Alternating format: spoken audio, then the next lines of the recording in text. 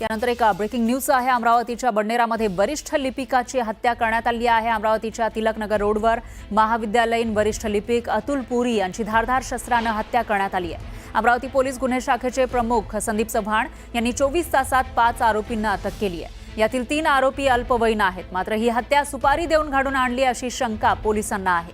त्यामुळे अद्यापही या हत्येचा मुख्य सूत्रधार फरार असल्याची माहिती पोलिसांनी दिली।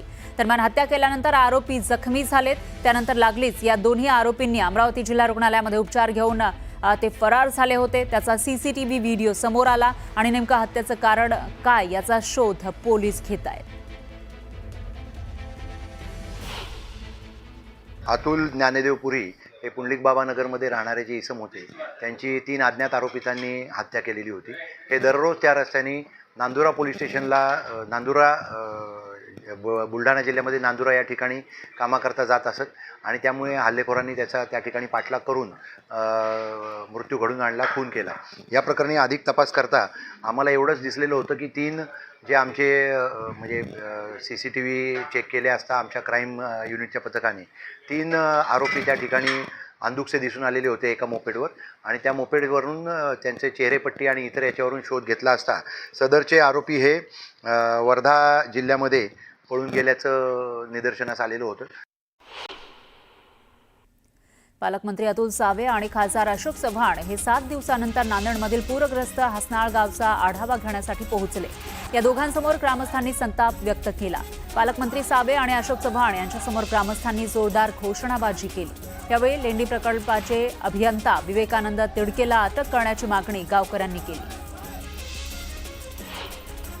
घरांचं नुकसान झालेल्या नागरिकांना पालकमंत्री अतुल सावे आणि अशोक चव्हाणांनी 10,000चा धनादेश दिलेला आहे।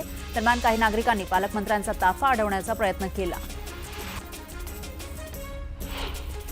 नंदुरबारच्या मोलगी गावात एकाच दिवसामध्ये 114.8 मिलीमीटर पावसाची नोंद झाली आहे। मुसळधार पावसामुळे मोलगी गावातील जनजीवन विस्कळीत झालंय। काही ठिकाणी दरड कोसळल्याचीही माहिती आहे। बुलढाणा जिल्ह्यातील चिखली तालुक्यामध्ये अतिवृष्टीमुळे बाधित झालेल्या भागांची प्रतापराव जाधव यांनी शेतकऱ्यांच्या बांधावर जाऊन पाहणी केली। शेतकऱ्यांसोबत संवाद साधत तात्काळ मदत देण्याच्या सूचना संबंधित विभागाला केल्या।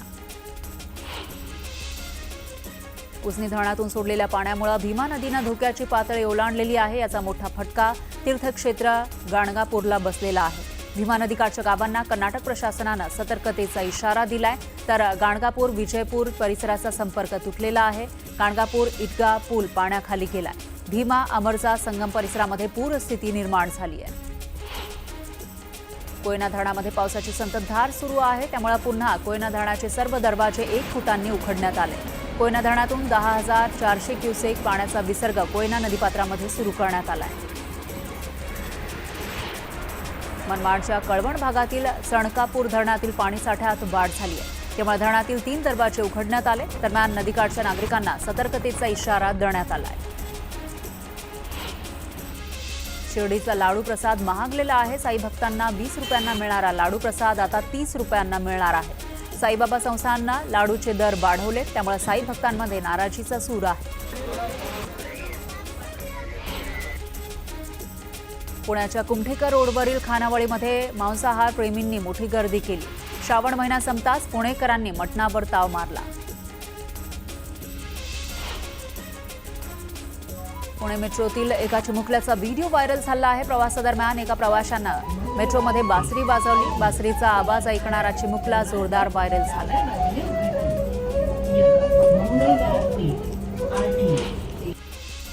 पुण्याच्या तुळशीबाग आणि मंडई परिसरातील अतिक्रमणावर कारवाई करण्यात आली आहे। पोलीस आणि पालिकेनं या परिसरातील अतिक्रमण हटवलंय, तर ऐन गणेशोत्सवाच्या पार्श्वभूमीवर ही कारवाई केल्यानं दुकान मालकांनी नाराजी व्यक्त केली आहे।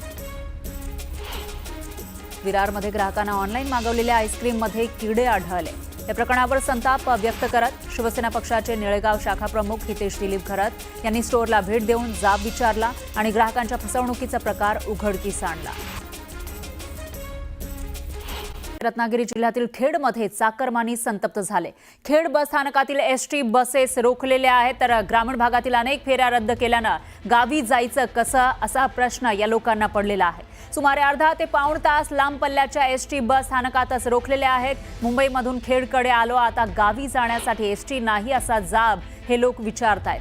40 ते 50 चाकरमान्यांनी संतप्त होऊन खेड बस स्थानक समोर एसटी बस अडवलेल्या आहेत। गणेशोत्सव अवघ्या 2 दिवसांवर आहे आणि अशामध्ये मोठ्या संख्येने लोक हे आपल्या गावी निघालेले आहेत, पण त्याच वेळेला इथं संतप्त झाल्याचं पाहायला मिळतंय। फेऱ्या रद्द केल्यानं हे चाकरमानी जे आपल्या गावी जाण्यासाठी निघाले होते ते संतापले आणि त्यानंतर ते आपला संताप व्यक्त करताना दिसून येत आहे। त्याचबरोबर अनेक ज्या बस तिथे उभ्या होत्या त्याही रोखून धरलेल्या आहेत। रत्नागिरीच्या खेडमध्ये चाकरमानी संतप्त झालेत। अनेक फेऱ्या रद्द केल्यानं आता त्यांनी ज्या बसेस निघालेल्या आहेत त्याही रोखून आपला संताप व्यक्त केला आहे। आता गावी जायचं कसं असा सवाल त्यांनी उपस्थित केलेला आहे। तर चाकरमान्यांनी संतप्त होऊन खेड बस स्थानक समोर एसटी बसेस अडवलेल्या आहेत। तेव्हाची दृश्य आपण बघू शकतोय। 40 ते 50 चाकरमान्यांनी या एसटी बसेस रोखलेल्या आहेत। तेव्हाची दृश्य आपल्याकडे आहे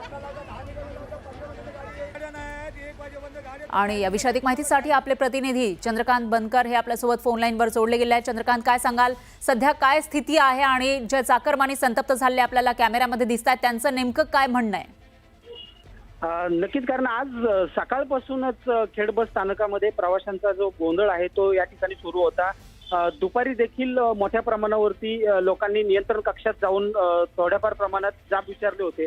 मात्र आता काही वेळापूर्वी ग्रामीण भागात जाणारे जे लोक आहेत, जे ज्या मुंबईतून त्यांच्या ज्या गाड्या आहेत, जादा बसेस ज्या गणपती स्पेशल सोडलेल्या आहेत, त्या गाड्या दुपारी आल्या, काही सकाळी आल्या, पण तिथपासून आतापर्यंत जे लोक आहेत ते बस स्थानकातच रखडून राहिले होते। त्याचं कारण असं आहे की मोठ्या प्रमाणावरती बुकिंग झालेलं आहे मुंबईतून कोकणात येण्यासाठी आणि ग्रामीण भागातल्या ज्या नियमित नियोजित बस आहेत त्या सगळ्या रद्द झालेल्या आहेत। एका खेड बस स्थानकातून सुटणाऱ्या जवळपास 70 ते 80 बस फेऱ्या ज्या आहेत ग्रामीण भागात दुर्गम ठिकाणी जाणाऱ्या त्या रद्द करण्यात आलेल्या आहेत। त्यामुळं गणेश भक्त जे आहेत ते तालुक्यापर्यंत येत आहेत, बस स्थानकापर्यंत येत आहेत, मात्र पुन्हा त्यांच्या गावी जाण्यासाठी 20-20, 25-25 किलोमीटर दुर्गम आणि डोंगराळ भागात जाण्यासाठी ज्या नियमित एसटी बसेस आहेत त्या रद्द असल्यामुळं हे प्रवासी आता या ठिकाणी संतप्त झाले होते। त्यांनी मागाशी काही वेळापूर्वी ज्या लांब पल्ल्याच्या गाड्या आहेत मुंबई पुणा या ठिकाणी जाणाऱ्या त्या रोखून धरल्या होत्या। जवळपास अर्धा ते पाऊण तास वातावरण जे होतं हे संतप्त प्रवाशांनी त्या ठिकाणी